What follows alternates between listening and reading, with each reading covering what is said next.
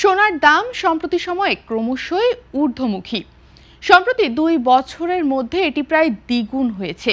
এই ঊর্ধ্বমুখী প্রবণতা কি চালিয়ে যাবে, নাকি অতীতে যেমন কয়েকবার দাম হঠাৎ কমে গিয়েছিল এবারও তাই হবে? ইতিহাস এবং বিশেষজ্ঞদের বিশ্লেষণ থেকে বিষয়টি জটিল কিন্তু শিক্ষণীয়। অতীতের অভিজ্ঞতা বলছে সোনা মূলত নিরাপদ স্থিতিশীল সম্পদ হিসেবেই বিবেচিত হয়, যেখানে সোনার দাম একসময় অত্যাধিক বেড়ে শেয়ার বাজার ও অন্যান্য আর্থিক ক্ষেত্রে বুদবুদ সৃষ্টি করেছিল।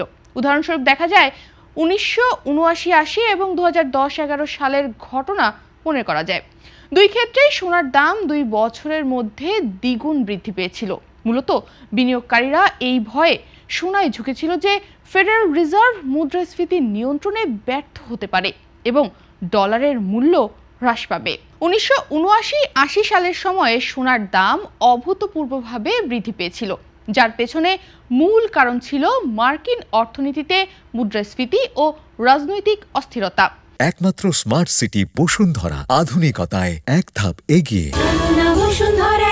1970-এর দশকের শেষের দিকে মার্কিন অর্থনীতিতে স্ট্যাগফ্লেশন অর্থাৎ উচ্চ মুদ্রাস্ফীতি ও ধীর অর্থনৈতিক বৃদ্ধির সংমিশ্রণ দেখা দেয়।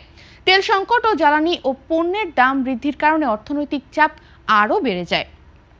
বিনিয়োগকারীরা আশঙ্কা করতেন যে ফেডারেল রিজার্ভ যথেষ্ট শক্তভাবে মুদ্রাস্ফীতি নিয়ন্ত্রণ করতে পারবে না, কারণ তখন ফেড প্রেসিডেন্ট রিচার্ড নিক্সনের রাজনৈতিক চাপের অধীনে ছিল। এ পরিস্থিতিতে নিরাপত্তার আশ্রয় হিসেবে সোনায় ব্যাপক বিনিয়োগ শুরু হয়। ফলশ্রুতিতে 1979-80 সালের মধ্যে সোনার দাম প্রায় দ্বিগুণ বৃদ্ধি পায়। কিন্তু 1980 সালের শুরুর দিকে ফেড চেয়ারম্যান পল ভোলকার সুদের হার উল্লেখযোগ্যভাবে বৃদ্ধি করে এবং মুদ্রাস্ফীতি দমন করেন। এর ফলে সোনার দাম হঠাৎ করেই কমে যায় এবং 1980 সালের জানুয়ারির চূড়ান্ত শিখর থেকে প্রায় অর্ধেক কমে যায়। সোনার আগের অবস্থায় ফেরত আনার জন্য এক প্রকার 25 বছরেরও বেশি সময় লেগে যায়। অন্যদিকে 2010-11 সালের সময়ে সোনার দাম আবারও দ্রুত বৃদ্ধি পায়। 2008-9 সালের গ্লোবাল ফাইন্যান্সিয়াল ক্রাইসিসের পর বিনিয়োগকারীরা আশঙ্কা করেছিলেন যে ফেডারেল রিজার্ভ এবং অন্যান্য কেন্দ্রীয় ব্যাংক মুদ্রাস্ফীতি নিয়ন্ত্রণে ব্যর্থ হবে। বিশেষ করে ফেডের স্টিমুলেটিভ বন্ড ক্রয় নীতি ডলারের মান হ্রাসের আশঙ্কা তৈরি করেছিল। আর্থিক বাজারের অনিশ্চয়তার মধ্যে সোনা নিরাপদ আশ্রয় হিসেবে বিনিয়োগকারীদের দৃষ্টি আকর্ষণ করে। এরই ফলে 2010-11 সালের মধ্যে সোনার দাম প্রায় দ্বিগুণ বৃদ্ধি পায়। তবে এই বৃদ্ধির পরপরই দাম হ্রাস হতে থাকে এবং পরবর্তী 5 বছর ধরে সোনার দাম পতনশীলই থাকে। বর্তমান পরিস্থিতি আগের দুইবারের সোনার বাজারের রূপের থেকে কিছুটা আলাদা। রাশিয়া ইউক্রেন যুদ্ধের পর রাশিয়ার বৈদেশিক রিজার্ভ ফ্রিজ হওয়ার ঘটনা বিশ্বব্যাপী কেন্দ্রীয় ব্যাংকগুলোর নিরাপত্তা ও নীতি নিয়ে উদ্বেগ বাড়িয়েছে। অনেক উন্নয়নশীল দেশ ভাবছে, যদি পশ্চিমা সরকারের ওপর নির্ভরতা একবারও ঝুঁকিপূর্ণ হয়ে যায় তখন তাদের আর্থিক সম্পদ কতটা নিরাপদ থাকবে। এদিকে যুক্তরাষ্ট্রের ঋণ ও নীতি নির্ধারণের অস্থিরতা, সরকারের ঋণ সংক্রান্ত উদ্বেগ এবং ফেডারেল রিজার্ভের স্বাধীনতা নিয়ে শঙ্কা বেড়েছে। এই সব কারণে বিনিয়োগকারীরা ডলারের ওপর আস্থা হারানোর ভয় পাচ্ছেন এবং নিরাপত্তার আশ্রয় হিসেবে সোনার দিকে ঝুঁকছেন। 2025 সালে এই প্রভাব দেখা গেছে বৈশ্বিক বিনিয়োগে। সোনার শেয়ার বা অংশীদারিত্ব বিশ্বের মোট বিনিয়োগের মধ্যে 4% থেকে বেড়ে 6% হয়েছে, যা 1986 সালের পর সবচেয়ে উচ্চ স্তর। এই হঠাৎ সোনার দাম বৃদ্ধির প্রতি বাড়তি আগ্রহ ও বিনিয়োগের একটি প্রতিফলন। তবে অনেক বিশেষজ্ঞ সতর্ক করে বলছেন, এই দ্রুত বৃদ্ধি শুধুমাত্র বাস্তব ঝুঁকির কারণে নয়, এটি স্পেকুলেটিভ আচরণেও একটি নিদর্শন হতে পারে। অর্থাৎ বিনিয়োগকারীরা হয়তো মূলত অন্যকে দেখে বা ভয় ও আস্থার খেলায় সোনা কিনছেন। এই পরিস্থিতি অর্থনীতিবিদদের জন্য একটি গুরুত্বপূর্ণ প্রশ্ন তুলেছে।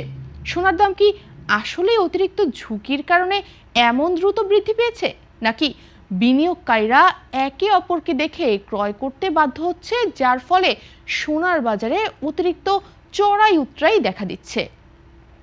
ইতিহাস বলছে অতিরিক্ত স্পেকুলেশন যখন বাজারে প্রবেশ করে তখন অনেক সময় দামের অস্বাভাবিক বৃদ্ধি পরবর্তীতে বড় ধরনের সমন্বয় বা পতনের দিকে নিয়ে যায়। তাই বর্তমান সময়ে সোনায় বিনিয়োগের ক্ষেত্রে শুধুমাত্র হঠাৎ দামের বৃদ্ধির দিকে নয়, বরং বাজারের গভীরতা, বাস্তব অর্থনৈতিক ঝুঁকি এবং বিনিয়োগকারীর আচরণের ওপরও নজর দেওয়া জরুরি। যেমন আগের দুইবারের সোনার বাজারের রেকর্ড, যেমন 1979-80 সাল এবং 2010-2011 শেষে মূল্য হ্রাস ও দীর্ঘমেয়াদী স্থিতিশীলতার জন্য বড় সময় নিয়েছিল। বর্তমান পরিস্থিতিও সেই দৃষ্টিকোণ থেকে সতর্কতার দাবি রাখে। বিনিয়োগকারীরা যদি শুধু ভয় বা অন্যের আচরণ দেখে ক্রয় করেন, তাহলে বাজারের স্বাভাবিক নিয়ন্ত্রণের বাইরে স্পেকুলেশন তৈরি হতে পারে, যা ভবিষ্যতে সোনার দামকে অপ্রত্যাশিতভাবে ওঠানামার দিকে ঠেলে দিতে পারে। দীর্ঘমেয়াদে সোনার বৈশিষ্ট্য হলো ডেভেলপমেন্ট ট্রেড বা মুদ্রাস্ফীতির বিরুদ্ধে বীমা। অর্থাৎ রাজনৈতিকভাবে দুর্বল বা ঋণগ্রস্ত সরকার মুদ্রাস্ফীতি নিয়ন্ত্রণ না করে ঋণ হ্রাসে বেছে নিলে সোনা নিরাপদ বিনিয়োগ হিসেবে কাজ করে। তবে সোনার বর্তমান দাম কি সত্যি এই ঝুঁকির সাথে মানানসই, তা সন্দেহজনক। এই ইতিহাস প্রমাণ করে যে অতীতেও বিনিয়োগকারীদের আশঙ্কা ও অর্থনৈতিক অস্থিরতার কারণে সোনার দাম দ্বিগুণ বৃদ্ধি পেয়েছে, কিন্তু কেন্দ্রীয় ব্যাংকের নীতি পরিবর্তনের সঙ্গে সঙ্গে সোনার দাম হ্রাস পেয়ে পুনরায় স্থিতিশীল হয়েছে। অর্থাৎ সোনার দাম দীর্ঘমেয়াদে সবসময় স্থিতিশীল নয়, এবং অতীতের এই ঘটনা বর্তমান ও ভবিষ্যতের সোনার বাজারের ওঠাপড়ার জন্য একটি গুরুত্বপূর্ণ পাঠ। অতএব বিনিয়োগকারীদের জন্য গুরুত্বপূর্ণ হলো ইতিহাসকে মাথায় রেখে সতর্কতা অবলম্বন করা এবং শুধুমাত্র ভয়ের প্রভাবে নয়, বাস্তব ঝুঁকি বিশ্লেষণ করে সোনায় বিনিয়োগ করা।